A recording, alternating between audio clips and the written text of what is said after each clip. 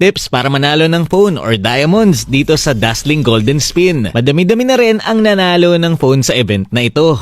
Bali dalawa yung spin. Yung una, pwede kang makakuha ng mga in-game rewards kagaya ng flying cloud effects, emote, recall, at syempre yung Golden Man skin ni Hanabi. Pwede ka nga pala mamili ng isa sa dalawang skin na ito. Alin ba dito yung mas magandang skin para kay Hanabi? Suggest nga guys, di ko alam kung sino kukunin ko eh. Kailangan mo lang gawin yung mga daily task para makapag-spin at maklaim yung gusto mong reward. Ganun din dito sa spin na may premium phone. Gagawin mo lang yung napakadaling mga task tapos pwede ka nang mag-spin.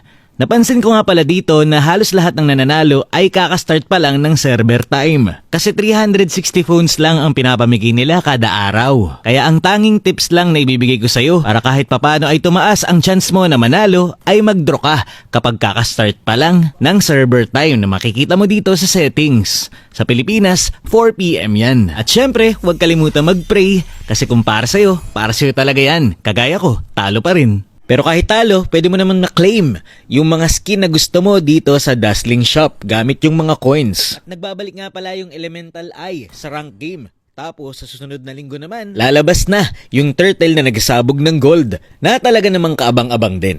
Yun lang, God bless!